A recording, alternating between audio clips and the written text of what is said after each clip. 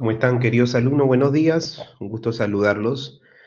Bienvenidos a esta semana 11 del curso de construcción, primera sesión, número 13 acumulada. Hoy vamos a revisar todo lo que es la parte de construcción de placas en concreto armado.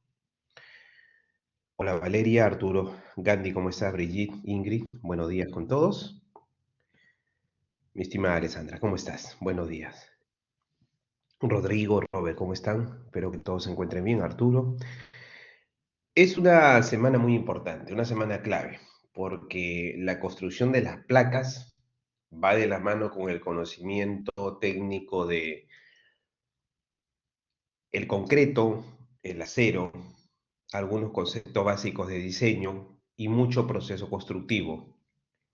Metrados, por supuesto que sí también. Entonces, hoy vamos a abordar definiciones, vamos a ver por ahí un video sobre procesos de sistema industrializados de placas en concreto armado, tanto para los edificios de utilidad limitada como los edificios convencionales en concreto armado. Y también entre hoy y mañana les voy a presentar algo que es de mucho interés para ustedes. Un estudio que se llevó a cabo en el año 2004-2005, previo al lanzamiento de la norma de edificio de utilidad limitada, en la cual tuve la oportunidad de participar en casi 30 proyectos en Lima, haciendo inspecciones para la construcción de estos muros de utilidad limitada. Les voy a mostrar fotos de la época, les voy a mostrar procesos constructivos, defectos en los acabados, y luego cómo se arregló esto, ¿no? Cómo se propuso arreglar esto. Entonces, cuando recién salió el sistema industrializado acá en el Perú, que se trajo de Colombia. ¿Qué más? Mañana, como siempre los miércoles, haremos algunos ejercicios de metrados y también revisaremos lo que la semana pasada se les dejó para ver cómo les fue, ¿no? Bien, empezamos entonces la clase. Las placas. Eh, en esta sesión ustedes van a entender bien los procesos constructivos, que bueno, me alegro mucho encontrar esto como logro de la sesión, que es lo que tanto énfasis hay que dar. De los muros de concreto, exigencias de la normativa vigente. Vamos a revisar un poquito también la norma, ¿no? La E060 sobre todo. Su comportamiento estructural y poder interpretar y desarrollar sus especificaciones técnicas. Entonces, vamos. Las placas o los muros. Dice la norma E060. Es un elemento generalmente vertical. ¿Por qué generalmente vertical? Porque también puede ser inclinado, que es diseñado para resistir combinaciones de fuerzas cortantes, momentos y fuerza axial, sobre todo estos últimos que son inducidos por los movimientos sísmicos. Acuérdense, un edificio bien apoyado generalmente va a transmitir carga de gravedad, pero cuando aparece el viento puede generar algunos momentos flectores en los extremos. Si tengo un volado de por sí, por la gravedad, por el peso propio del volado, voy a generar momentos extremos.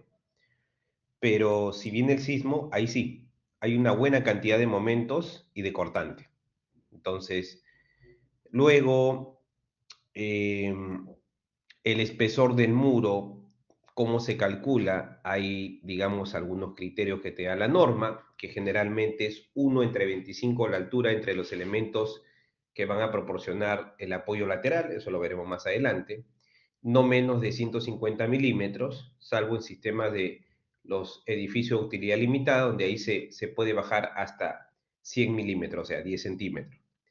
Después, cuando el muro de corte, dice, se convierte en un muro exterior de contención en los sótanos, el espesor mínimo puede ser de 20 centímetros a más. O sea, en la superestructura, mínimo 10 edificios de utilidad limitada, mínimo 15 edificios en concreto armado, y en lo que es en la infraestructura, anótenlo bien, 20 centímetros o 200 milímetros como quieran verlo. Infraestructura, 200 milímetros. Superestructura, 100 cuando es edificio de utilidad limitada, repito, y 150 cuando se trata de edificios convencionales en concreto armado. Pero ¿qué cosas son los edificios de utilidad limitada? ¿no? MDL. Está en la norma de 0,60 y la norma de 0,30. Revisemos el concepto de los muros de utilidad limitada primero, ¿no? Entonces, estos edificios tienen baja altura, generalmente 4 o 5 plantas, no más de 8. Vamos a ver lo que dice la norma exactamente. Acá están las definiciones. La primera dice, eh, se caracterizan por tener un sistema estructural donde la resistencia sísmica y la carga de gravedad en las dos direcciones. ¿Quién lo da? Los muros en concreto armado, ya no los pórticos, ya no el muro portante de albañilería más todo el elemento de confinamiento. Acá lo dan los muros en sí. No tienen elemento de confinamiento, todo es muro de concreto.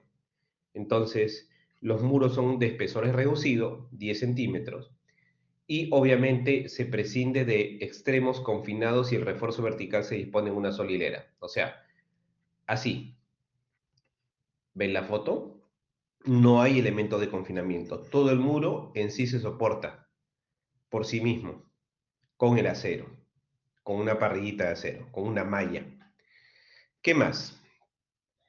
Dice también los famosos MDL, ya no voy a referirme solamente al muro, sino al edificio que está conformado por un conjunto de muros y de losas.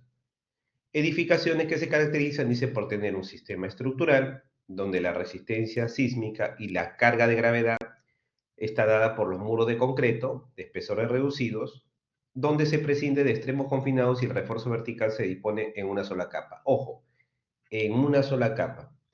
Cuando ustedes vean estos edificios que se hacen bastante acá en Lima, a veces cometen el error de dos capas, la construcción informal. Piensan que poniéndole más capa de acero va a caminar bien y no, esto está ya normal.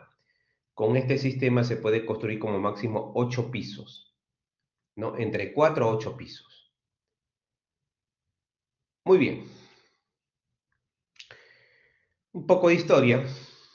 Hasta la década del 60, dice, los edificios con pocas placas, generalmente pórticos, que son columnas y vigas, era lo que se hacía, ¿no? En el 70 ya se empiezan a hacer placas de concreto armado, incrementando rigidez de laterales para que los edificios tengan un mejor comportamiento sísmico. Acá tenemos el Centro Cívico de Lima, ¿no? Un edificio antiguo, pero vigente, muy vigente a la fecha.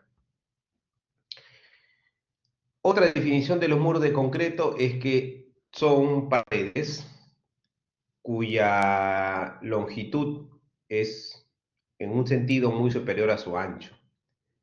¿Qué hacen? Proporcionan gran resistencia, sobre todo cuando transmite las cargas, y también rigidez lateral. Entonces, en el sentido paralelo, ¿no? A su plano, ¿no? Es básico para el control de los desplazamientos sísmicos, ¿no? Entonces, en este sentido, cuando venga la fuerza, pues, para mover toda esta mole va a ser bien difícil desplazarlo así con facilidad. En el otro sentido, quizás, esto va, digamos, a intentar volcarse, pero no va a suceder ello. Ahí viene la parte de utilidad, que será el acero. Entonces, estos muros generalmente tienen como una especie de columnas en los extremos, ¿no? Hay como una especie de amarre de estribo, unos detalles que se diseñan en gabinete de acuerdo a los diagramas de esfuerzo cortante, momento flector. Acá tenemos 10 fierros de 5 octavos, ¿no? 4, 8, 10. Tenemos dos estribos de diámetro de 3 octavos, espaciados a 22,5 centímetros de manera alternada. ¿No? Alternada quiere decir uno acá, otro acá, ¿no? Alternada, uno en cada lado. Acá está el doblez. Y así, ustedes ven, como les decía, esto lo paso porque ya lo vimos la semana pasada y no quiero confundirlo. Aquí no aplica, ya vimos la parte de columnas, la diferencia entre columna y muros. Sucede que la norma de 0,60, como se los mencioné empezando la clase, te da criterios para los espesores mínimos.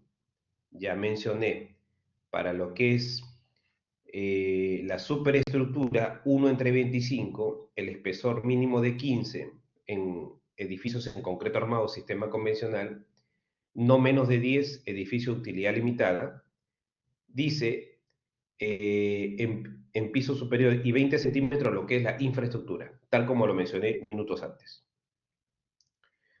Los edificios de utilidad limitada, no se olviden, altura máxima 8 pisos, espesor mínimo 10 centímetros, siempre hay que tener zonas confinadas. Entonces lo razonable es colocar estribos en los extremos de la placa, o sea, acá. ¿Ven? Zonas confinadas.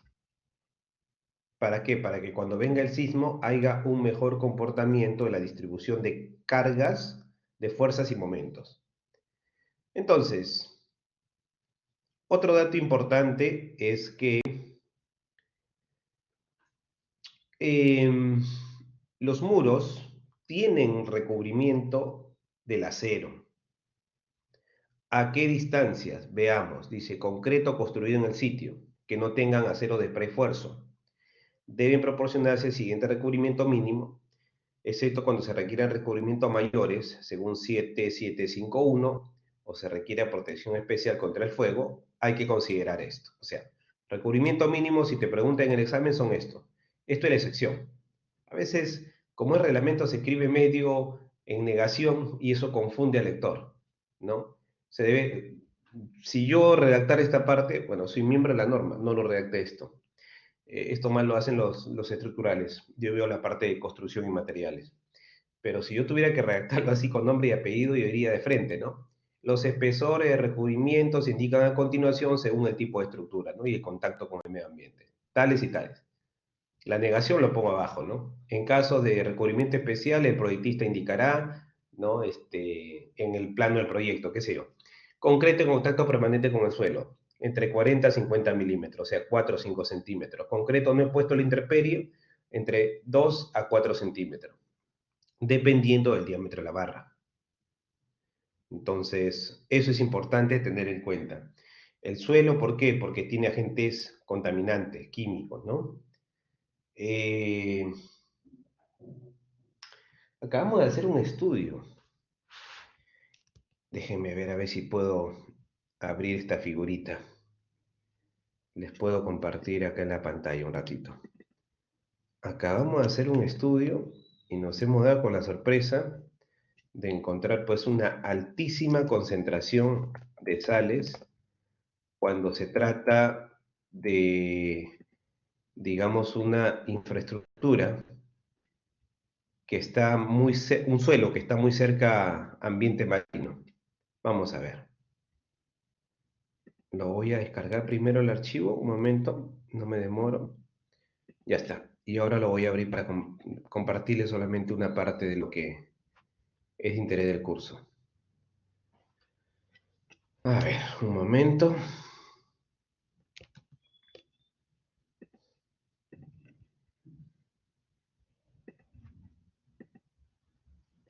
Ya, ya lo tengo. Entonces, vamos a compartirlo.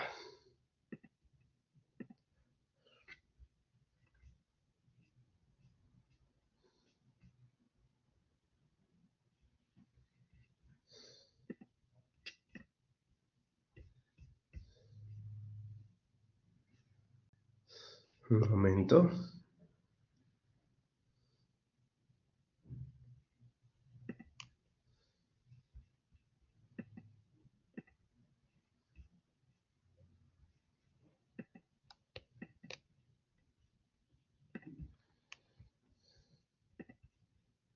Entonces, rapidito, por ejemplo, en este caso, les voy a mostrar pues un estudio que acabamos de hacer a través de una empresa que es parte de nuestros socios estratégicos. Son nuestros brazos de la mecánica de suelos.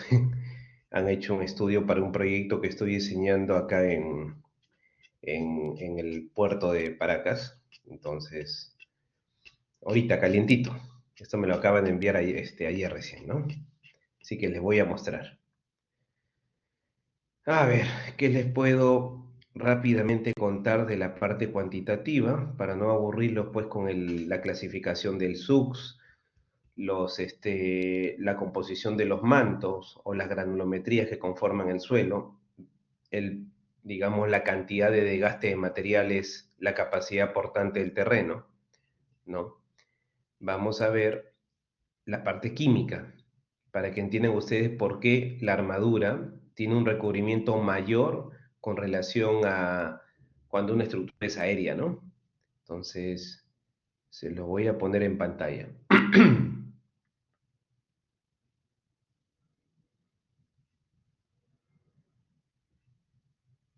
Vamos a ver.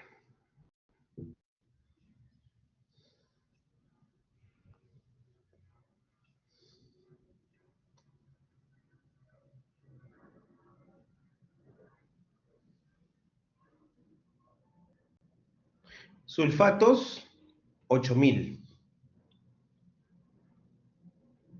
Sales solubles son más de 117.000. Acá ahí se superan los 15.000. Vamos a ubicar dónde está la tabla, exactamente. Vamos a ver un ratito. Esto fue lo que me llamó la atención mirando un poco lo que me ha pasado en la mecánica de suelos de estudio los chicos. A ver.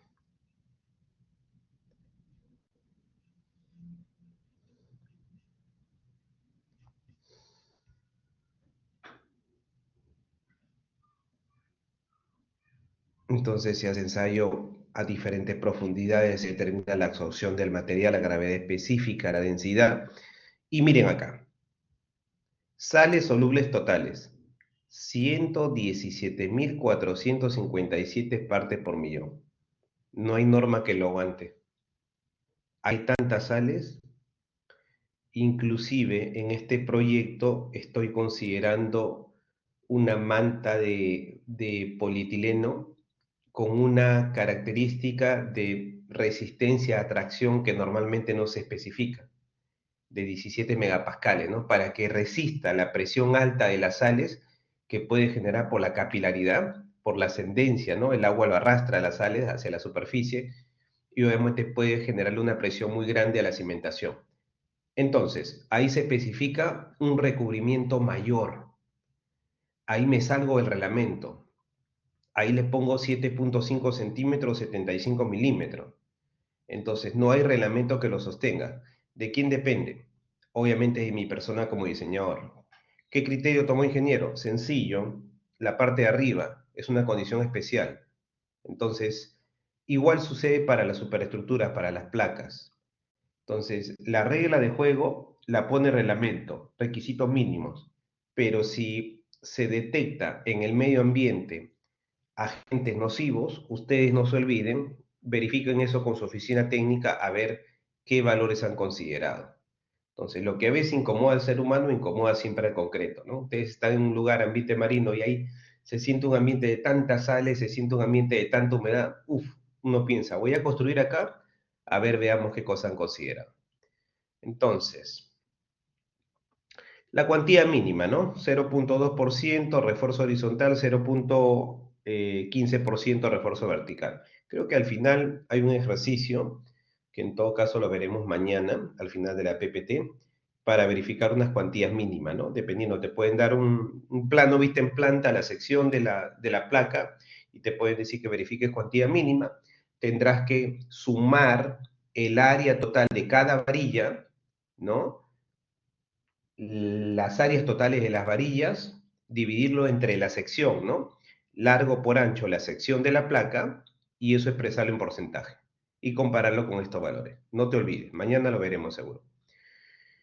Entonces, los muros con espesor mayor a 200 milímetros, excepto los muros de sótanos, deben tener refuerzo en cada dirección colocado en dos capas paralelas a las caras del muro. O sea, hasta 20 solamente existe una capa, más de 20, dos capas. Hasta 20 centímetros, una capa. Más de 20 centímetros, dos capas. Muy bien. Y antes de entrar a la parte de proceso constructivo, veamos un video que puede ilustrar bastante a ustedes para un mejor entendimiento del sistema industrializado que tenemos acá en Perú, en Colombia. Este es un video de Colombia, muy bonito, de cómo se hacen estos muros, tanto de utilidad limitada y los de concreto armado convencional, con diferentes espesores, para poder, digamos, abordar la demanda de viviendas, oficinas, de una manera más sostenible.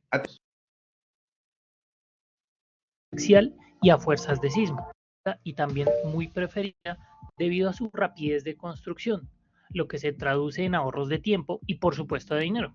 Son también muy eficientes en cuanto a resistencia de carga axial y a fuerzas de sismo. Así que en este video les voy a dar importantes tips para su diseño y construcción. Los muros de concreto industrializados tienen como principal característica su resistencia, ya que trabajan en conjunto. El concreto debe ser de mínimo 28 megapascales o 4.000 libras por pulgada cuadrada. Son muy redundantes o abundantes, podríamos decir.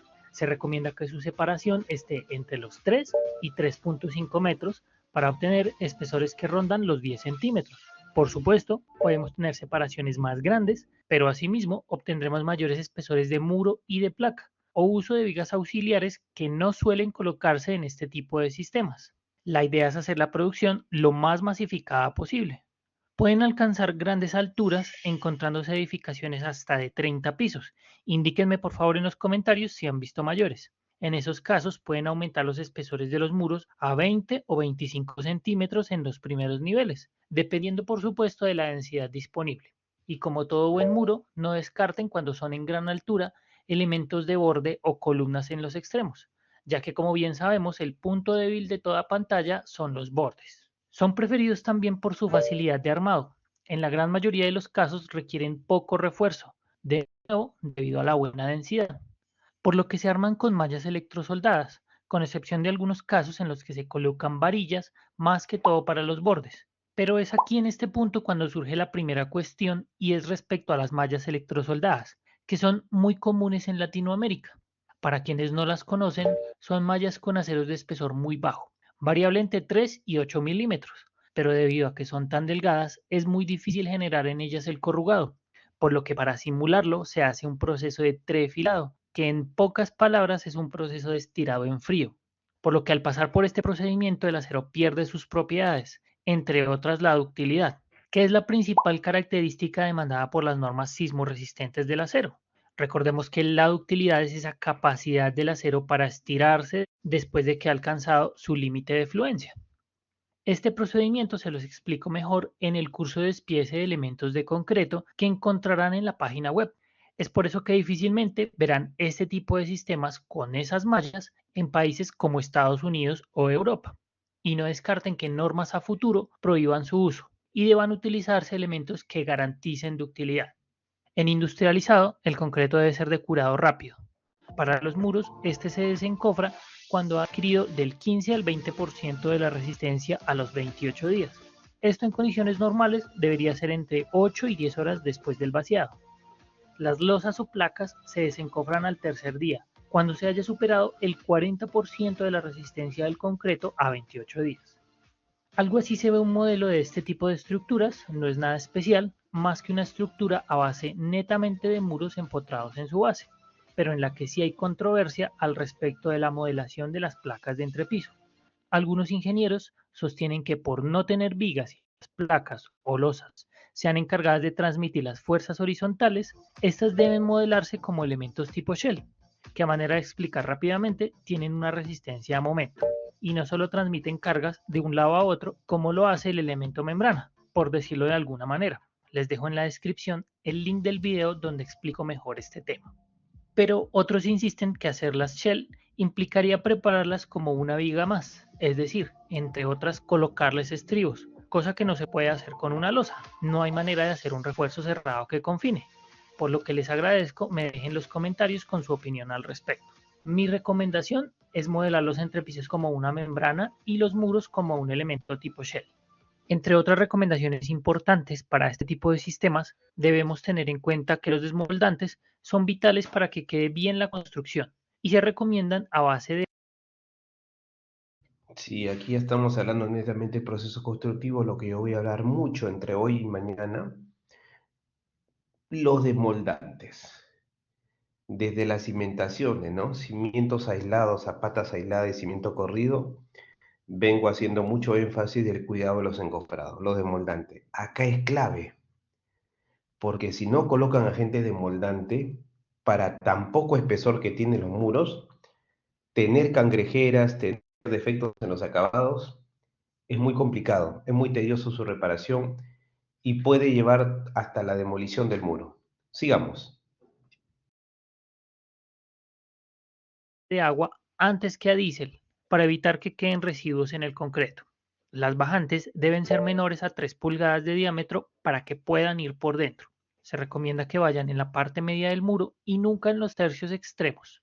Si este ducto va a quedar con recubrimiento menor a 3 centímetros, recomiendo reforzar con malla tipo gallinero para evitar microfisuras.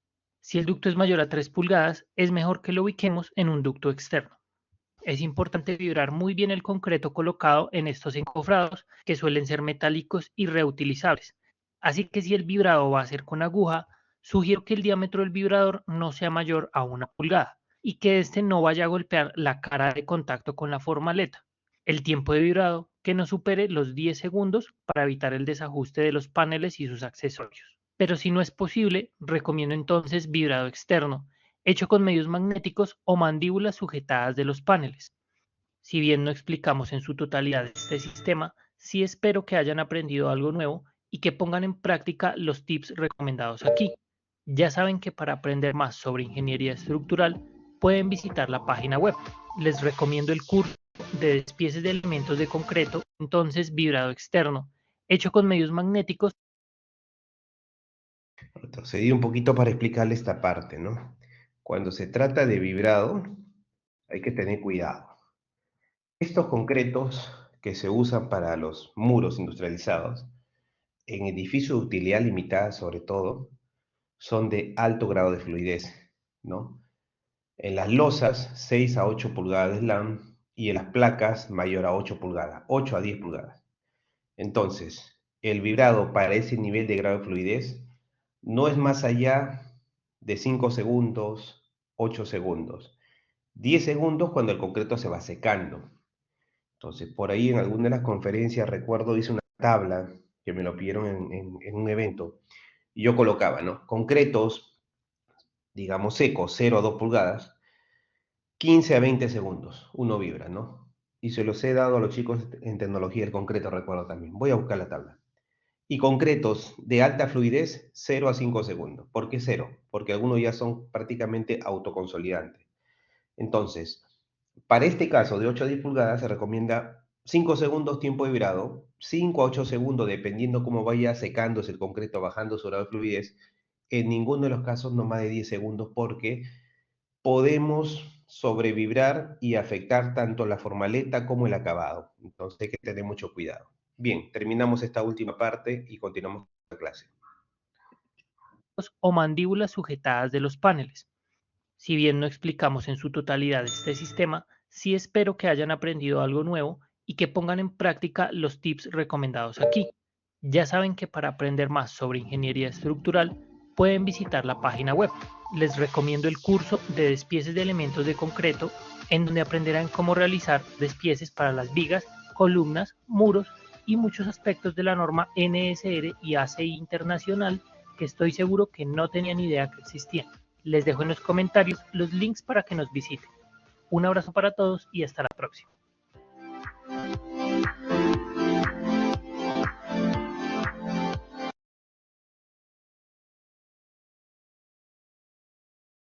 Coméntenme, ¿qué les pareció el video? Les estoy pasando el link para que lo tengan.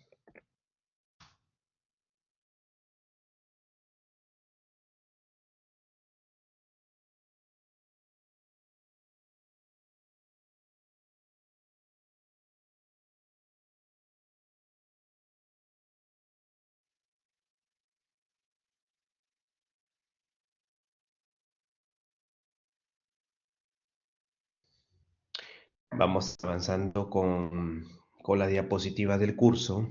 Dice procedimiento y recomendaciones. Cuando se trata de, digamos, la parte ya constructiva, primero hay que preparar la armadura según detallé en los planos. ¿Se acuerdan la clase que les dicté la semana pasada con unas diapositivas que uso en un curso para los residentes de obra, los estudiantes del posgrado en la maestría? ¿No? Yo les hablé desde la habilitación del encofrado hasta el desencofrado, ¿no? Consolidación del concreto, toda la parte, ¿no? Habilitar la armadura, habilitar el encofrado, ¿no? Echándole su agente desmoldante, todo.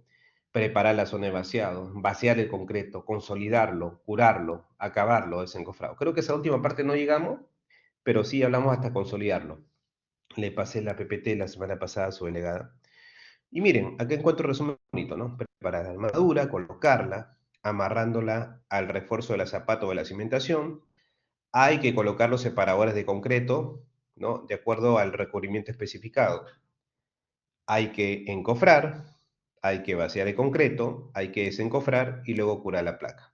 Entonces, todo esto es el ABC de la construcción. Si por ahí te viene una pregunta y te dice, de manera sintetizada, indique los pasos o el procedimiento, o los procedimientos, perdón, para construir una placa. Son 7. Entonces, una atención especial al tema del desencofrado. Siempre es una incertidumbre. Y yo he revisado reglamentos y he revisado buenos libros para, junto con la necesidad de lo que estipula el calculista dependiendo de la resistencia del concreto, ver en qué momento uno desencofra. Lo cierto es que voy a dar lectura acá, pero a la vez voy a hacer algunas correcciones a estos valores que se han propuesto en las diapositivas, con ánimos de sumar a su conocimiento, teniendo obviamente, lo digo en buenas vibras, el expertise de la parte del concreto me ayuda mucho a que estas cosas en construcción poderlas corregir, porque no es culpa a veces, me incluyo, de nosotros los colegas cuando copiamos a veces de un libro parcialmente una información, sino es que se complementa con algo que se llama las condiciones del clima. Voy de frente al grano. Escúchenme. Acá dicen tiempo mínimo de desencofrado. Dice muros 12 horas. Pues sí, pero agréguenle acá arriba, si es que tienen impresa la diapositiva o si no tomen nota, temperatura ambiental 21 a 25 grados. Pónganlo acá. Eso falta en esta diapositiva. Temperatura ambiental 21 a 25 grados. ¿Por qué? Porque es la temperatura ideal del concreto, donde estos tiempos funcionan muy bien si estamos en ese rango. Si estamos en ticlio, jamás de los jamás se vayan a desencofrar a las 12 horas. ¿Me entendieron a dónde voy?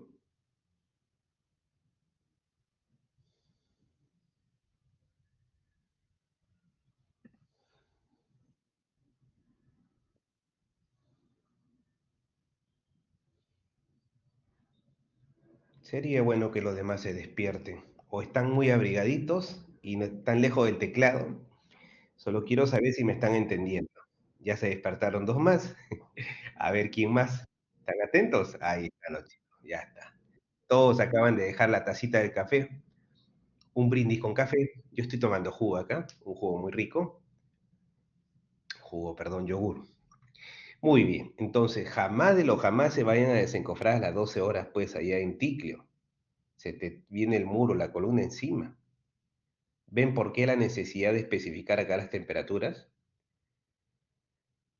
Para quienes tienen el tomo 1 de la ciencia y el arte del concreto. Hice la promesa el año pasado de sacar ya el tomo 2, no he podido, pero sí ya lo estoy redactando. Voy a incluir esta tabla y justamente lo que estoy indicando. El tomo 2 ya es más construcción. Entonces, no hay forma de desencofrar a las 12 horas en Ticlio. Y tampoco vas a desencofrar a las 12 horas en Iquitos. En Iquitos yo desencofro a las 9, a las 10 horas, porque estás a 40 grados de temperatura inclusive al mediodía, o a 38, a 36. Entonces, ¿de qué depende el tiempo desencofrado? De las condiciones ambientales de clima. ¿Cómo funciona esta tabla? Ustedes me pueden decir, Cristian. Cuando yo pongo acá entre paréntesis 21 a 25 grados centígrados. ¿Está en algún libro así bien detallado? ¿Está en algún manual? No está. Español sí, de España. Peruano, libros nacionales no. Inclusive los mismos colombianos, que son los que bastante énfasis le dan al tema del desencofrado. La norma chilena tampoco. Ahí hay varias cosas que corregir a nivel de Latinoamérica. Ahora, obviamente, lo digo con la sencillez del caso. Esto tiene un sustento. No es que la gente no sepa lo que hace. Lo que pasa es que muchas personas saben de construcción y eso está bien. Otras personas saben de estructuras y eso es súper. Otras personas manejan como quien le habla también la parte de materiales y construcción y eso es mucho mejor, porque siempre digo, quien conoce la ingeniería de materiales, algo de estructuras, algo de costos y presupuesto y lo aplica en construcción, la probabilidad de éxito es bien alta en los proyectos que acompañe. Entonces, alguna vez yo estaba presenciando el desencofrado en el intercambio vial de Arequipa y ahí se desencofra a las 16 horas. Vino la supervisión, yo estaba como consultor externo de una contratista que es Constructora Málaga, ¿no? Recuerdo a través de BAF que trabajaba en una empresa de aditivos. Y entonces viene la supervisión y dice, oigan, ustedes no están respetando el reglamento. El reglamento dice, no recuerdo si dijo reglamento o el manual, pero se refirió a esta tabla, ¿no? Oye, los muros se desencofran a las 2 horas, a veces desencofra, yo le dije, me quedo mirando el supervisor, ¿no? Feo me miró. Le dije, ingeniero, desencofre pues, a las 12 horas. Y todos estaban abrigaditos con su chompa. Y claro, sí le habían puesto manta de fibra de vidrio a la columna y a las placas, pero aún así, el régimen adiabático no es tan sencillo conseguirlo a escala de obra. Régimen adiabático me refiero a las condiciones de microclima. O sea, yo para hacer que esto sea 21 o 25 grados le debo poner manta de fibra de vidrio en Ticlio, en Arequipa, donde hace frío, para lograr desencofrar más o menos a este tiempo. Aún así, bien abrigadito el concreto, a las 16 horas se desencofraba. Lo máximo que se bajó fue 14 horas y media, ¿no? Estamos hablando del intercambio vial, que son unos muros grandísimos, ¿no? De 5 metros, 4 metros. Entonces, moraleja, no te vayas a fiar 12 horas clavado en Ticlo, 12 horas clavado en Iquitos y no, no es así. Ya cuando hablamos de días, las cosas es un poco más manejable, ¿no? Las vigas, dependiendo de su longitud, entre 3 a más de 6 metros, por debajo de 3 y más de 6, cuando la carga viva es mayor que la muerta, entre 4 a 14 días. Si es al revés, entre 7 a 21 días. Generalmente estamos acá. Generalmente la carga muerta es mayor. Entonces, y generalmente estamos acá, 14 días. Estamos hablando del fondo de la viga, no de los laterales. Los laterales se desencofran al día siguiente, pero los puntales permanecen en pie, ¿no? Hasta 14 días. Muy bien, ¿qué más? Y aquí viene una información que habría que revisarla con cuidado, que es la parte de los encofrados, cómo se arma, ¿no? Primero, ¿qué parte lo conforman? ¿No? Está la cuña, los elementos de arriostre, están los paneles, o mejor dicho, los paneles modulares, ¿no? Entonces, acá tenemos más detalle, ¿no? Tenemos estas maderitas de separación para que el encofrado no se cierre, los famosos tirantes.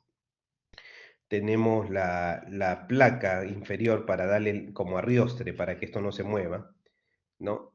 Tenemos una cubierta de triple A, claro, ese para darle un mejor acabado, pero todo esto ya viene armado, así que ustedes no se preocupen, no es que lo vayan a diseñar al detalle. Yo sí todavía, por ahí diseño un cofrado, algunas veces me lo piden, ¿no? Eh, Diseño la geometría, diseño lo que debe contener el encofrado. Últimamente ando en la locura de diseñar encofrados perdidos y encofrados con recubrimiento plástico. A ver, lo dejo como tarea a ustedes para mañana. A ver, me cuente qué cosa es un encofrado con recubrimiento plástico. Estos son de aluminio, ¿no? Estos son con recubrimiento fenólico mixtos. Eh, bueno, y aquí vienen algunas recomendaciones para el concreto, ¿no? Hay que, dice, verificaciones previas, correcta ubicación, me imagino, del encofrado, ajuste de apuntalamiento, arriesgue del encofrado. Hay que ver la hermeticidad del encofrado. Nuevamente, el tema de la hermeticidad, vimos un video la semana pasada, ¿no? Si el encofrado no está cerrado, por ahí se va a fugar la lechada. La junta de dilatación, la junta de construcción, muy importante. El tipo de refuerzo, tamaño, cantidad, ubicación, ¿no? Las juntas, muy importante dónde debe cortar el vaciado. En placas, no corten en ninguna parte así nomás. Se corta donde el cortante es cero, hay que ver el diagrama, Entonces, primero consulten en su oficina técnica dónde está el cortante cero. Generalmente, algunos cortan a los tercios en los elementos horizontales porque está el cortante cero. En los elementos verticales es más difícil. Generalmente no tenemos un cortante cero. Si ustedes miran el diagrama de cortante, ¿no? Siempre hay, por sismo, siempre hay un diagrama de corte. En placa sí, ¿no? Hay como una especie de triángulo, no lo tengo en la mano, creo que estaba arriba. Acá están, pues, ¿no? Entonces, para lo que son, digamos, los pórticos, aquí se ha dibujado, pues hay mucho esfuerzo de corte. Generalmente a veces cortan a los tercios, no les recomiendo, baseen todo el muro. Yo he visto que, me decía dos buenos calculistas, esto es un saludo a la bandera. Si tú sigues por ahí modelando cargas, o si por ahí aparecen cargas a veces que uno no lo ha considerado en su totalidad, porque ojo, el código E030 te da factores de amplificación, perdón, el E020. No todos manejan el mismo criterio, y no es que la norma te ponga una pistola para que todos piensen igual. Por lo tanto, esto se puede abrir, esto se puede achicar. Consejo de un conejo, baseen todo en un solo día. No tienen por qué vaciar un tramo, no, preferible, baseen en la parte horizontal. Si vemos que estos son paños de muro, baseenlo por paños, pero no baseen una parte de un paño y al día siguiente la otra parte, eso no tiene sentido. Y le ponen ¿cómo se llama? Un puente de adherencia, un pegamento epóxico. Mucho le gusta en obra usar los pegamentos epóxicos, ¿no? Pero eso es un saludo a la bandera. Los pegamentos epóxicos no funcionan en los primeros 7 días. Entonces, con las empresas de aditivo a veces nos paramos un poco discrepando feo, ¿no? Oye, especifícalo. Algunos lo ponen. Si ustedes miran en los catálogos, en la ficha técnica, algunos dicen, ¿no? Después de 7 días aplicar.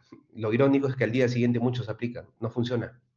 Entonces tengan cuidado, lean la hoja técnica. Yo se lo voy a enseñar esto de otra manera mejor, no se preocupe. Ya viene más adelante la parte de lo que es proceso constructivo en sí, de lo que vimos la semana pasada también, ¿no? Acá, brevemente, lo que intenta decir es, si vamos a vaciar el concreto en el ACI, hay que meter toda la manguera, hoy en día es imposible, hay tanto acero que no entra ni nuestro dedo. Pero si se trata de que puede entrar, que entre hasta el fondo. Y acá solamente se coloca un tercio, entonces falla. El concreto se segrega. ¿De acuerdo? Entonces, hay que tener mucho cuidado. Y igual acá, ¿no? Igual acá. Tenemos que el concreto no se puede tirar, se tiene que descargar con mucho cuidado, ¿no? Si tú lo tiras, va a sufrir segregación, pero si tú lo descargas con cuidado, no va a segregarse. Lo gracioso, lo curioso es que ya las carretillas no deben de usarse, porque de por sí una carretilla, si lo eches con cuidadito para un muro de 4 o 3 metros, igual se va a segregar. Por lo tanto, esta figura que está en el reglamento ya no se aplica en la práctica. Todo es bombeado o todo es colocado a través de ventanas. Se le hace ventanas al encofrado y por ahí se mete el concreto cuando la altura es muy grande, si es que el sistema es convencional, solamente método manual, latas, carretillas, que no se lo recomiendo usar. Ingeniero Cristian, pero si trabajo en provincia solamente hay eso. Planeen, chicos. Tecnifíquense, industrialicen su proceso. Las latas, las carretillas que se han usado por antaños, son hoy en día, no son el aliado de la obra. ¿Por qué? Porque no tenemos una mano de obra capacitada. Léanse el reporte de la CAF. Acá lo voy a escribir en el chat, ¿no? El reporte de la Confederación Andina de Fomento del 2020, que habla sobre la mano de obra en América Latina. Y ahí no nos deja bien parado a ninguno de los países de Latinoamérica. La mayoría salimos mal. Entonces, es importante saber la calidad de maniobra que tenemos en la región. Si Lima tiene lo mejor, y no es que sea la gran cosa, en provincia obviamente la cosa es una hecatombe, es difícil. Cada vez que visito un proyecto de provincia, lo digo con buenas vibras, la cosa es de mal en peor. Acá la cosa es de regular a bueno, en el mejor de los casos, o de malo a regular, en el peor de los casos. Pero en provincia es difícil, y tiene sentido. Faltan censicos, faltan cenatis, faltan escuelas que capaciten la mano de obra. Ustedes se van a encontrar con gente que hace la operación de concreto, que basea en carretilla, quinto grado de primaria, no tuvo ninguna capacitación, la informalidad que abunda, un maestro que vació un techo por ahí alguna vez, ya se llama maestro, era peón hace unos días, es terrible, se los digo. Esto yo lo vivo en el día a día. Cuando me toca hacer las consultorías de distintos frentes, no solamente la parte técnica. Igual inclusive estamos haciendo ahorita un CAPEX. ¿Qué cosa es un CAPEX? Es la elaboración del presupuesto completo de la construcción. Y entonces mirando rendimientos, comparando rendimientos los del norte con el del sur, lo del sur con el del centro de Lima. Uy, distan bastante, ¿no? En el avance metro lineal. Entonces, moraleja, vaciado de concretos, hay que tener mucho cuidado de tecnificar, vaciar con bomba, vaciar con chutes, ¿no? Vaciar con winches, pero evitar las carretillas y los bugs que son los enemigos hoy en día de la construcción, ante la carencia de mano de obra calificada. Bueno, curar al concreto, ¿no? Esta foto es linda, ¿no? Su agüita, ¿no? El maestro toma la chelita, el concreto toma la agüita. Vi por ahí un eslogan, ¿no? Fue bien gracioso. Bueno, ustedes no tomen ni chelita, solamente tomen agüita. Eso no les recomiendo. Es un vicio que el ingeniero civil al final adquiere y a veces es difícil de despegarse de ello. Todo tiene su momento, pero en obra siempre céntrense en el trabajo. Con la gente, enséñenle, acostúmbrenle a curar los elementos estructurales. ¿Cómo se cura? ¿Cuál es el mejor curador? El agua. ¿Cómo se cura? Pueden utilizar mantas de yute. Vamos a ver si encuentro una fotito acá en el Google. Curado manta de yute húmedo. Curado columna. Ya está. Vamos a verlo. La foto que tienen ahí en pantalla es el curado con agua. Luego regreso a explicar esta. Vamos a ver lo que es curado con manta de yute. ¿Ven mi pantalla? Ahí está. Si quieren, saquen una captura, ¿no? ¿Cómo se cura una columna con manta de yute húmedo? ¿Cómo se cura una placa con manta de yute húmedo? Se extiende la manta, se encamiseta, ¿no? Se rodea todo el elemento estructural, ¿no? Se extiende y luego se riega. ¿Cada qué tiempo? Dependiendo. Si estás en Lima, un clima de alta humedad relativa, de repente cada hora y media, cada 2 horas es más que suficiente. Pero si estás en mi Chincha o en mi Ica querido, cada media hora. Y si igual si estás en Iquitos, peor todavía, o si estás en Pucallpa. Si estás en Ticlio, de repente cada 3 horas, cada 4 horas, y hay que ver también que sea durante el día, no en la noche, porque si no el concreto se va a congelar. ¿Por qué? Porque le estás aplicando agua. A bajas temperaturas el agua se congela.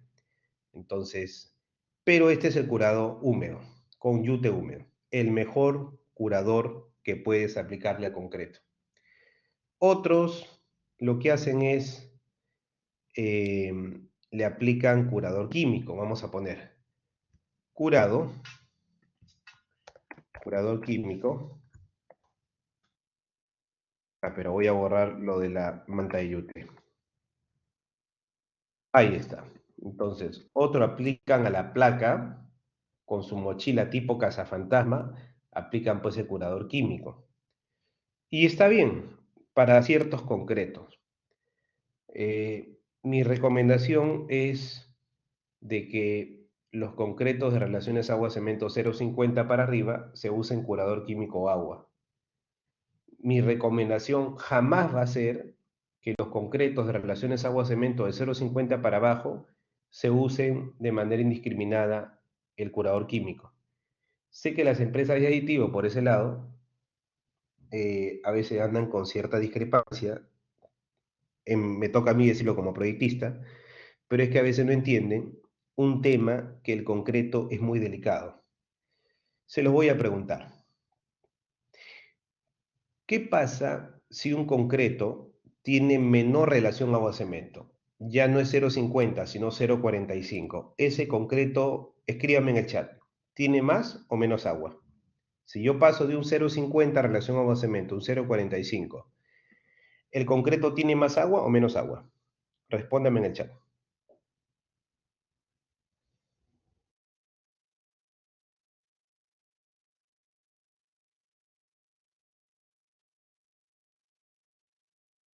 Muy bien.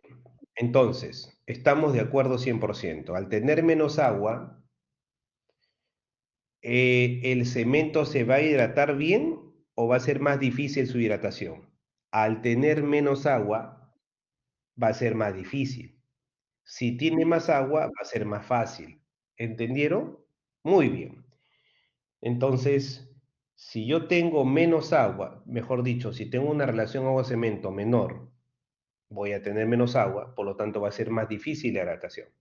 Entonces, cuando hablamos de curador químico, realmente no es un curador eh, que haga la función que sí la hace el agua. ¿Qué hace el agua? El agua busca el cemento, que todavía no se ha hidratado, reacciona con esa partícula de cemento y lo hidrata y genera productos de hidratación como el silicato de calcio hidratado, que dicho en español es un producto que ayuda a tener una matriz más rígida.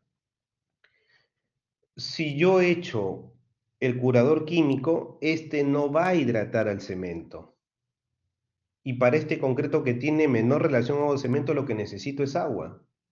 Si yo echo el curador químico, lo que va a hacer es, mediante la formación, la conformación de una película en la superficie, va a evitar de que, va a evitar de que el concreto se seque, pierda su agua.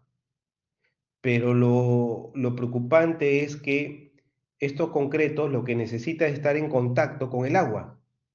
Entonces, se entiende, yo aplico el curador químico, va a evitar que el sol, que el viento seque el agua de la superficie del concreto. Pero esa agua, para este caso, un concreto de baja relación con cemento, ya no hay. Es muy poquito.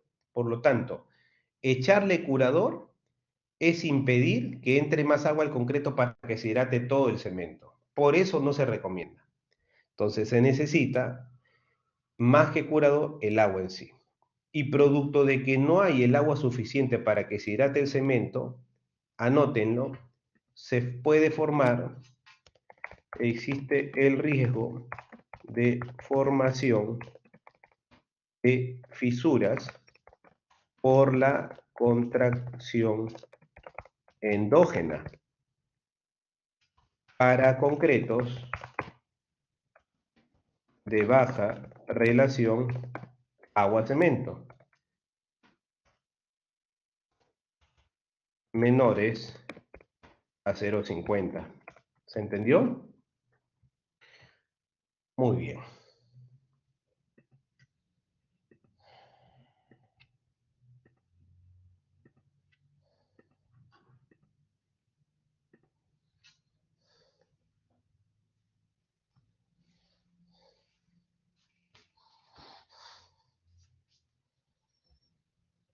Entonces, el mejor curador es el agua.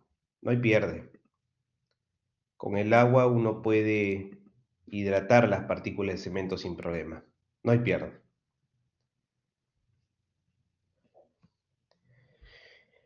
Esto ya es un tema estructural. Revísenlo ustedes, ¿no? Yo voy a centrarme más en la construcción. Acá lo que pretende explicarse es los tipos de fallas para diversos eventos. Si viene una fuerza sísmica, puede fallar en la base por flexión, por cortante, por deslizamiento, etc. Repito, esto ya corresponde más al curso de estructuras.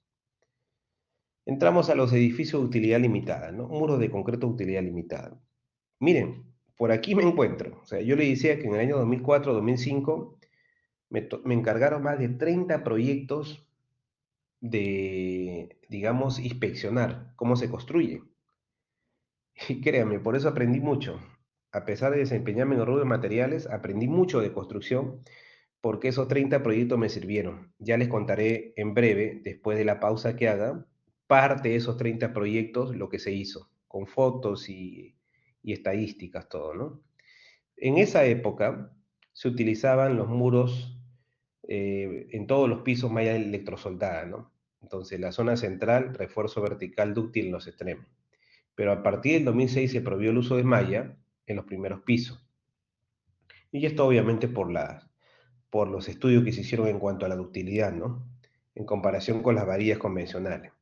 ¿A dónde vamos? Los muros de ductilidad limitada tienen espesor de 10 centímetros a más, sus bordes no se pueden confinar con estribos, tampoco se puede colocar doble malla, por eso que se llama sistema de utilidad limitada. No se puede confinar como las placas de los extremos, tampoco se puede colocar doble malla.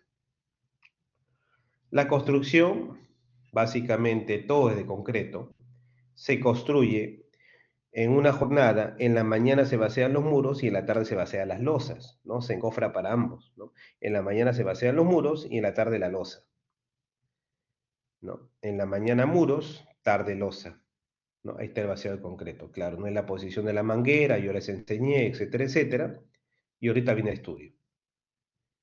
¿Qué más? Más construcción, más fotos de proceso constructivo.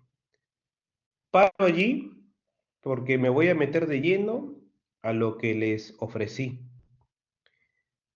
Dejo un ratito la presentación, en vista que ya estamos de lleno en esta parte de fotos de procesos constructivos de edificios de utilidad limitada.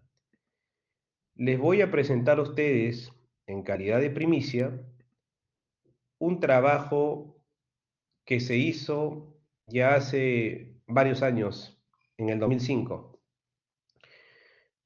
Previo, sirvió de mucho para sacar las normas de diseño de edificios de utilidad limitada. El proyecto se llama Estudio de los defectos superficiales obtenidos en los acabados de los muros del proyecto Mi Vivienda. En ese tiempo trabajaba con don Enrique Pasquel, es un capo en concreto, fue mi maestro al inicio de la carrera. Y bueno, les voy a presentar este estudio de manera resumida y luego entraré a detalles mostrándole obra tras obra en lo que me dé tiempo hoy y los primeros 15, 20 minutos mañana, porque es la parte más interesante de este capítulo de placas para que sepan cómo se construye, que es uno de los pilares que me comprometí a transmitirle a ustedes el mejor conocimiento. Entonces, voy a abordar solamente la introducción y de ahí nos iremos a una pausa. Esta investigación se ha llevado a cabo en el año 2005 para evaluar los factores significativos del proceso constructivo en la obra, o sea, donde trabaja todo el equipo, ¿no? El residente, los operarios, los maestros, ahí en obra, no en la planta de concreto, y que están relacionados con el sistema de colocación y consolidación del concreto, que afectan el acabado final de las superficies en términos de burbujas y cangrejeras, en estos muros de concreto reforzados de 10 centímetros de espesor de los proyectos Mi Vivienda, los cuales son construidos actualmente en nuestros medios, en Lima. ¿Qué pasó? Que todos los contratistas, yo trabajaba en Unicom en esa época, y se vinieron contra Unicom. No, tu concreto no sirve, no, mano, que tengo cangrejeras, no, que te voy a multar, no, que te voy a demandar. Y claro, hay un dicho, muy dicho, detrás de un buen concreto tiene que haber un buen proceso constructivo, si no, el elemento estructural que vas a construir va a ser un desastre. ¿Qué dice el Comité ACI 309-2R, el cual soy miembro? Dice que los factores que causan defectos en los acabados, diseño de los elementos estructurales, las especificaciones de los materiales, los encofrados, las propiedades del concreto fresco, la colocación, y este proceso constructivo, la consolidación y las condiciones especiales de construcción. ¿Qué más te dice el Comité ACI 309? Que existen 10 tipos de defectos superficiales en los acabados. Ahí están listados, vayan tomando nota, mientras yo voy a abrir solo una lámina de otra PPT para presentarles a esos defectos y lo puedan identificar. Les voy a dar un minuto, tomen nota de lo que está escrito, mientras abro la otra lámina donde está la figura.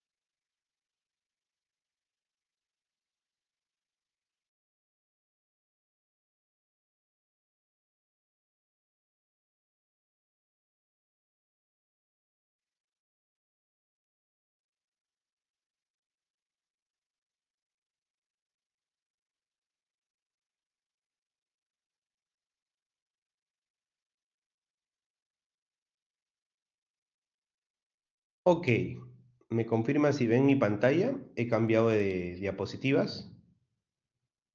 Ok, esto lo dicto a los chicos del posgrado, en un curso muy bonito que tiene que ver con los aspectos legales, ¿no?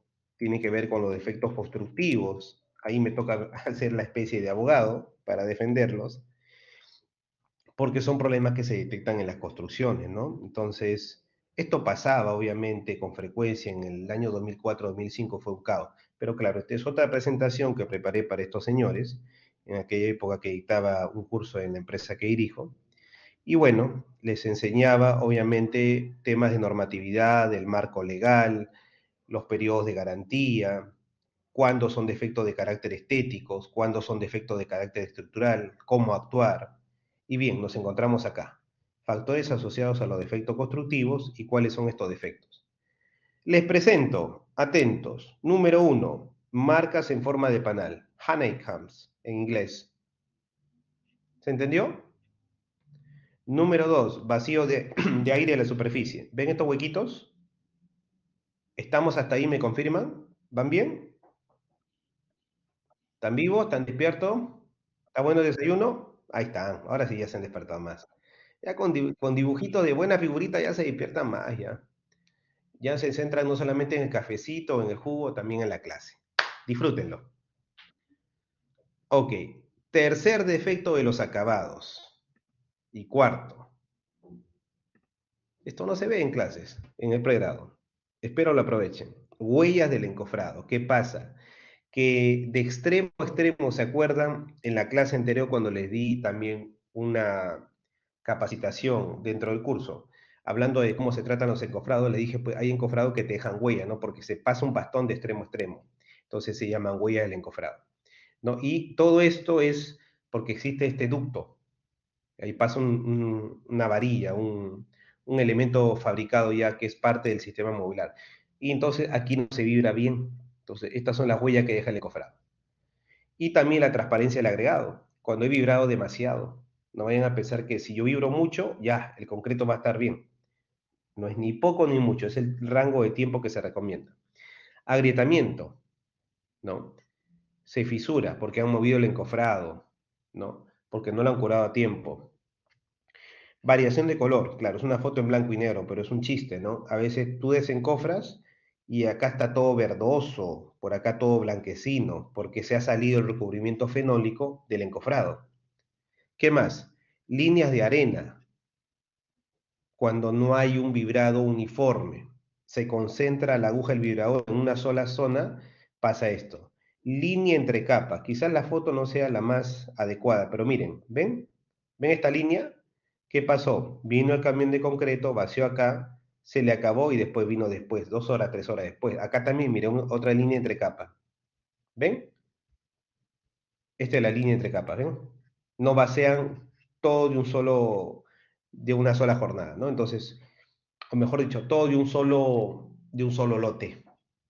Entonces, vacían una parte por capa, eso está bien, pero tiene que ser continuo el vaciado, si no, obviamente van a tener problemas cuando desencofren y eso va a reducir la capacidad del cortante del muro. Ojo, el muro también absorbe cortante, esfuerzo cortante. Entonces, ¿qué más?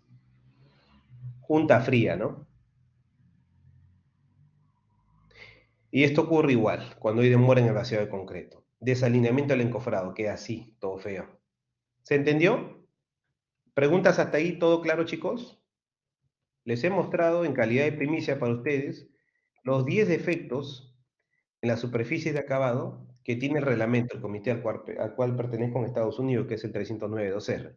Entonces, regresemos ahora a la presentación. Entonces, les contaba, ¿no? Hicimos un estudio en todo Lima de 30 grandes proyectos, me parece que acá solamente hay 23 incluidos, pero son 30, y se identificó todas estas patologías. Veamos, ¿cuáles son las reglas de juego? Se consideró 16 proyectos, 23 seguimientos. Ah, acá hay 23, pero luego fueron 30. Se amplió. Se amplió por data, ya para el reglamento nos pedían esa cantidad, ¿no? 30 es una muestra confiable, el tamaño de muestra confiable. Entonces, se consideró una población de 16 proyectos, construido durante el mes de enero, se llevó a cabo 23 seguimientos, es decir, 46 visitas. ¿Por qué? Porque la primera visita a la obra era para mirar cómo trabaja el constructor y la segunda es para ver cómo desencofra, a ver cómo están los defectos de los acabados. Cada seguimiento, dos visitas, una durante el vaciado, otra durante el desencofrado. Los tipos de concreto que se inspeccionaron fueron 175 y 210, piedra usó 6,7, fibra de polipropileno, eslan de 6 a 8 y mayor a 8. La armadura de refuerzo de los muros estaba conformada por mallas, electrosoldadas y simple, miren, armadas en una y dos capas. En ese tiempo el reglamento no prohibía dos capas. Luego ahora ya lo prohíbe sobre todo para los primeros pisos. Los encofrados eran de estas marcas. No voy a entrar en detalle en las marcas por un tema de ético.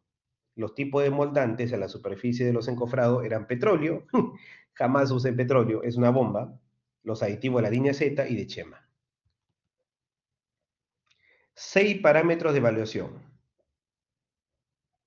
Posición de la manguera de la bomba, tiempo de virado, altura de capa de vaciado, distancia entre el punto de inserción del vibrador, golpeo lateral con martillo de goma y hermeticidad del encofrado. Muy bien, vámonos a una pausa y vengo con los resultados. Regresamos en 5 minutos.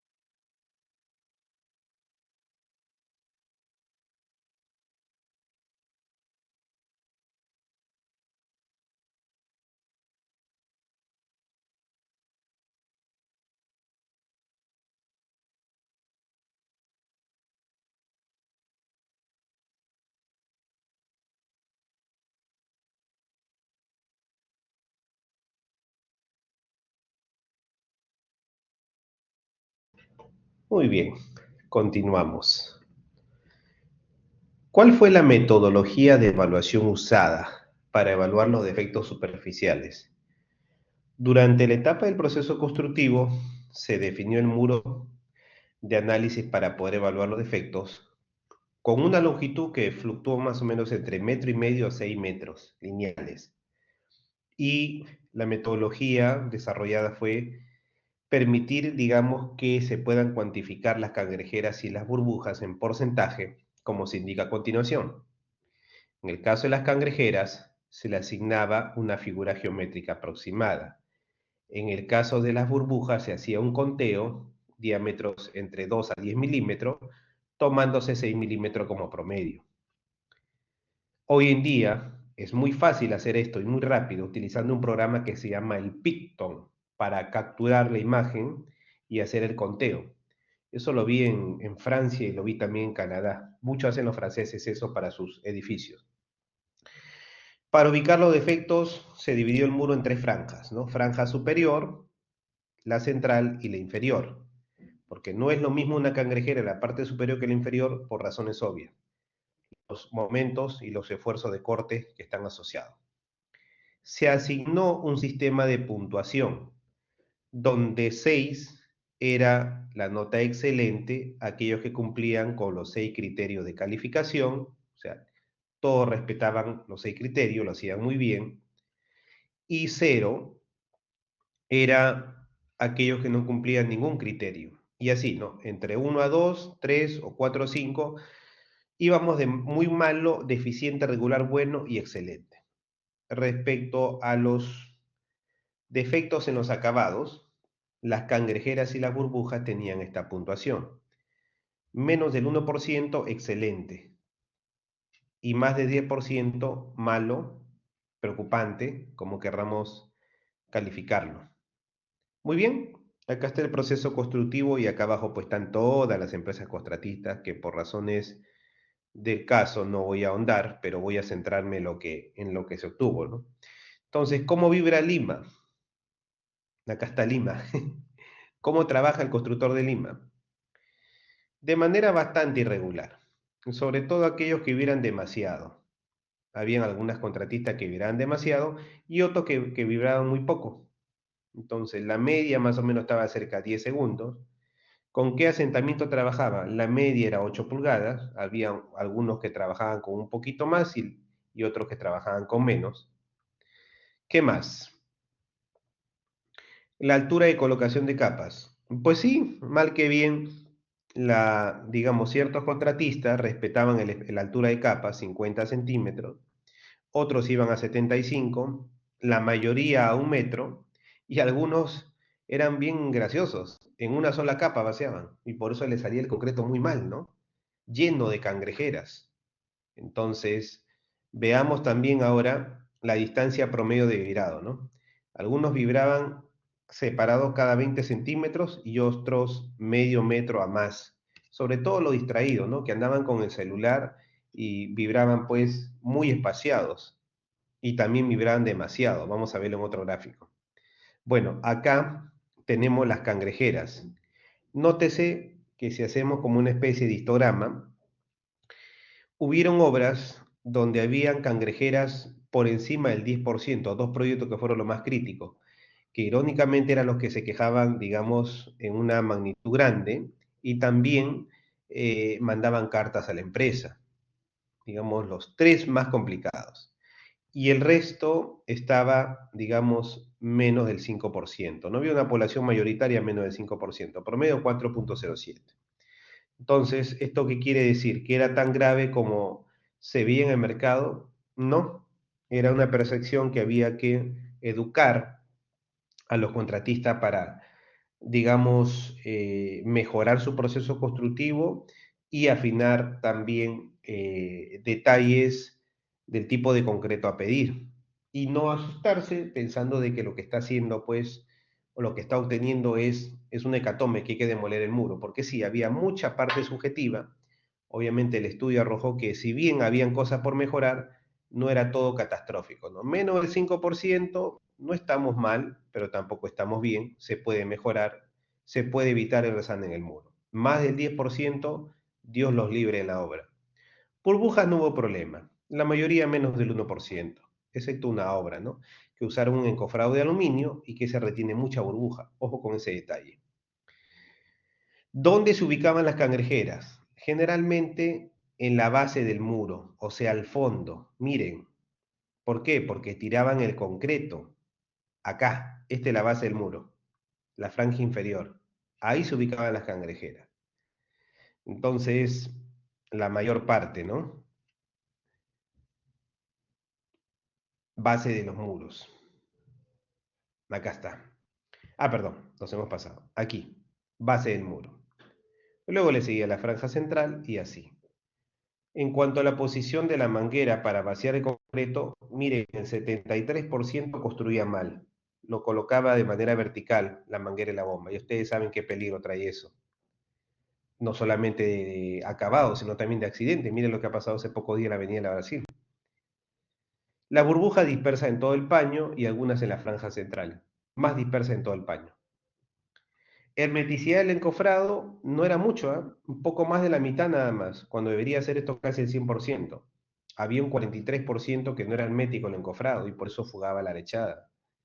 Bueno, el martillo de goma se empleaba para darle un vibrado adicional externo para que se acomode la mezcla.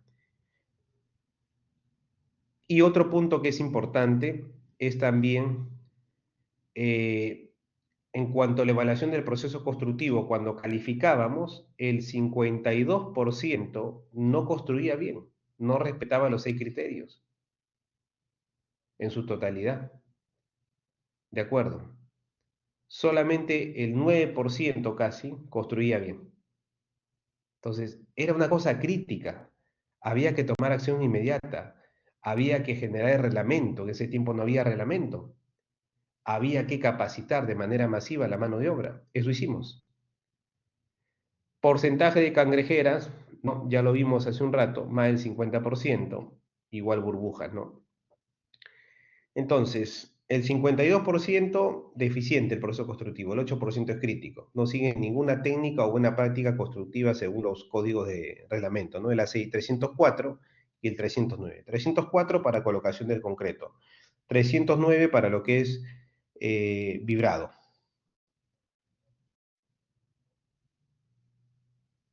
Muy bien. El 21% de proceso se considera regular, el 17% bueno, o sea, un 39.1 se considera más o menos aceptable y un 8.7 era muy bueno. La altura de colocación de capas entre 0.50 y 2.40. Imagínense, en una sola capa colocaban el concreto, ¿no? Terrible.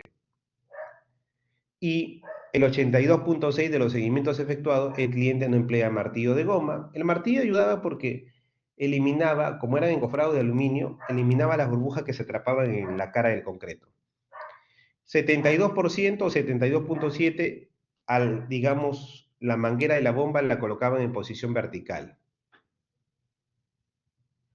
Así. Entonces, no había pues futuro en la obra. Esto te llevaba a la segregación del concreto en la placa y tenías después hasta que demoler. Era una cosa crítica. Lima se vio un caos en el año 2004-2005. Entonces, yo por ahí recién arrancando la carrera, yo empecé en el 2000, entonces, terrible. Muy bien. Algunas conclusiones. Más del 50% de la mano de obra es deficiente para el correcto desarrollo del proceso constructivo, sistema industrializado, muro más losa de concreto, edificio de utilidad limitada, EML, de como le llaman ahora, EMDL.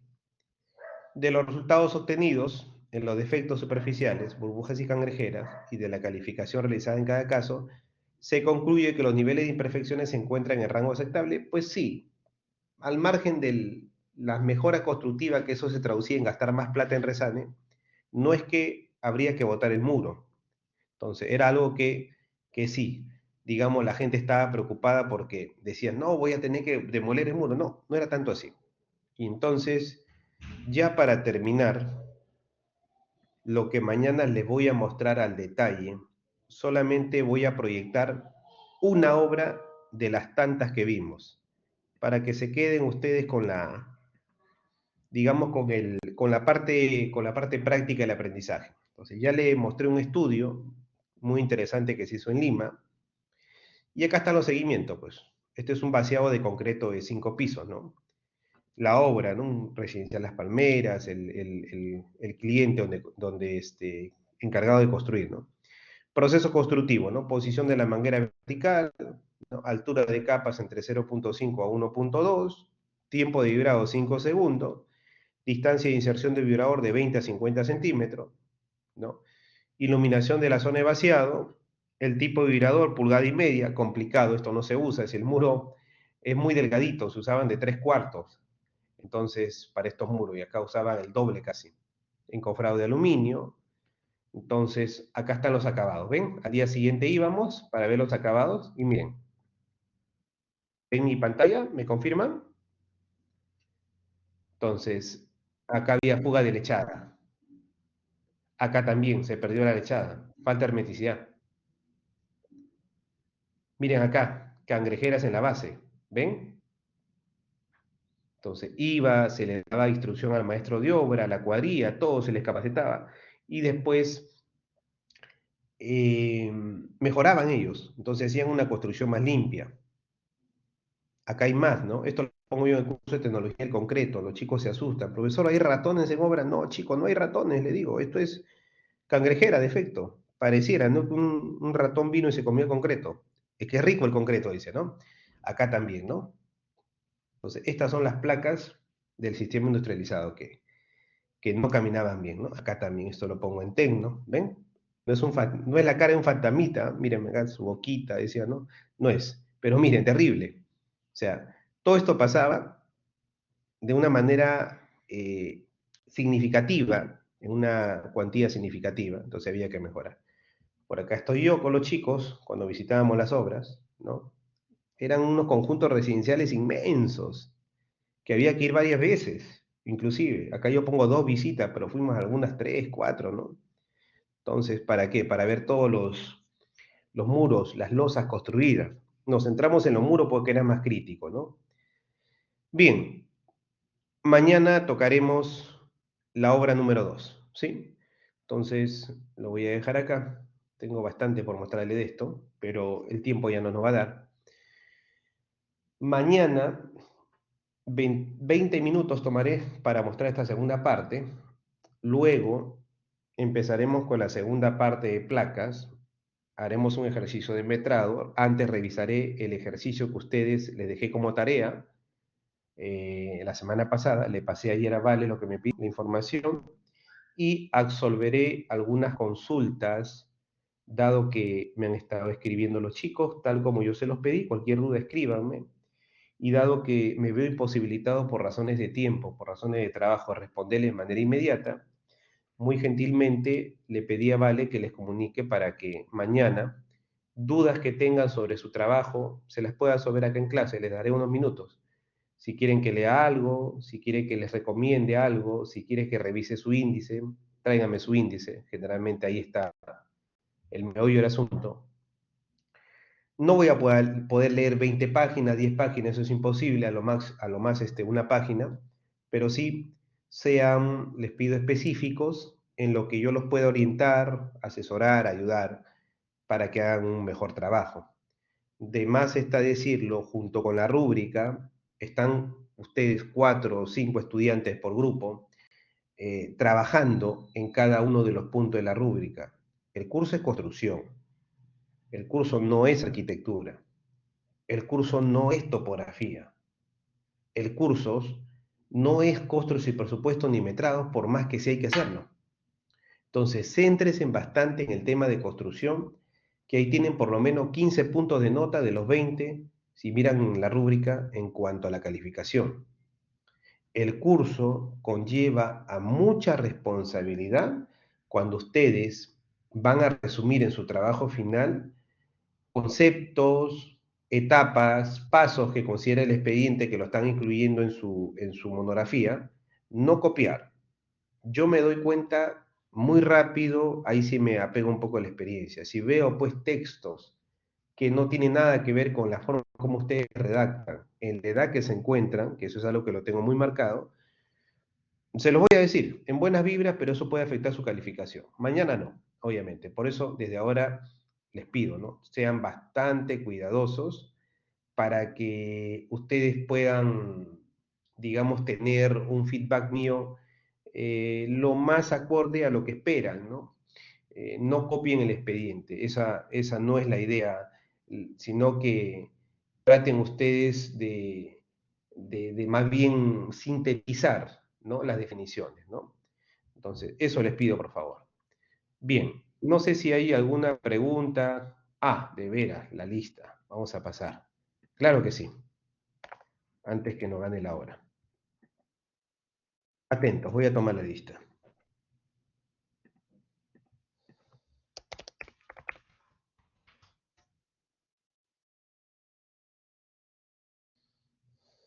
Ahí vamos. Eddie Acho. Arturo Presente, Alfaro. profesor. Ok, Arturo Alfaro. Presente, profe. Carlos Amaro. Presente, profesor. Fania Quima.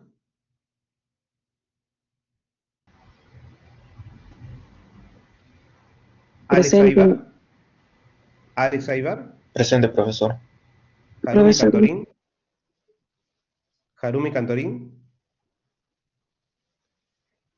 Carlos Cardeña. Presente, profesor. Disculpe mi Mar conexión. Buenos días. ok, Cantor. ok. Carlos, Yamile Carlos Castro. Carreño, presente. Presente. Carlos Carreño, presente, profesor. Yamile Castro. Presente, profesor. Ingrid Cacro. Presente, profesor. Roberto Collantes. Presente, profesor. Emmanuel Delgado. Presente, profesor. Ronald Díaz. Presente, profe. Andy Dolores. Presente, profesor. Luis Escalante. Presente, profesor. Franco Escobar. Presente, profesor. Diego Espinosa. Diego. José Fernández. Presente. Jan Guerrero. Presente, profesor. Juan Gutiérrez. Presente, profesor. Brigitte Guamán. Presente, profesor.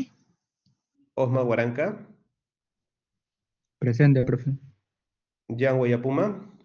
Presente, profe. Marcelo Jiménez. Presente, profesor. Feli Marcos. Presente, profesor. Anthony Mesa. Profesor, presente. ¿Se me escucha, profesor? Profesor, Jimena Mesa. Anthony Sí, Mesa se sí, me... sí. Presente, profesor.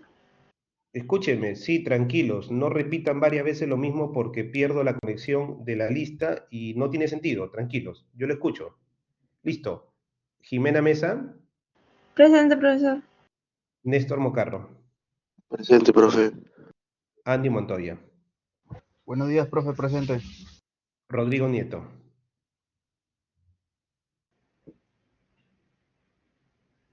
Jeremy Palacios.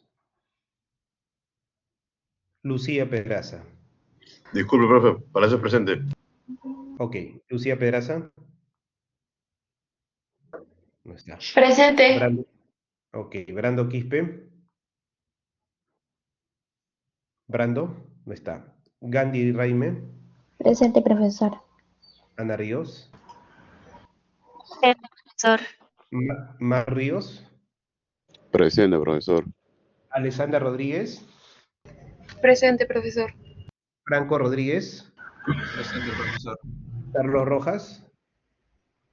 Presente, Rojas. Claudio Sáenz. Presente, profesor. Sáenz. Valeria Salazar. Presente, profesor. Robert Sotaya. Presente, profesor. Jason Taipe. Presente, profesor. John Taipe. Profe, disculpe, no pasó mi nombre, Rodrigo Saldarriaga. John Taipe, al final, hijo, no te olvides. John Taipe. Sí pasé. Recién te estás despertando, hijo. Disculpe, Profesor. ingeniero, aquí no presente. Ok.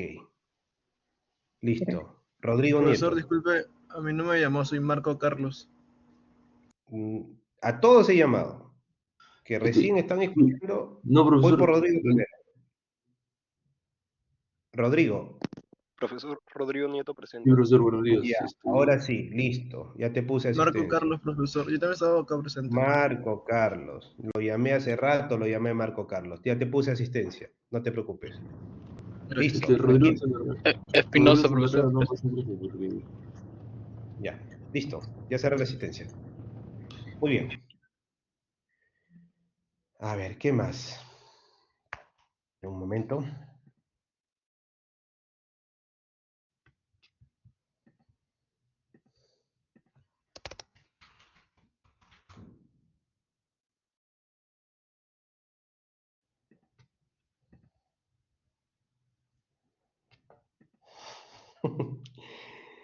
Mano, sí te llamé, Rodrigo.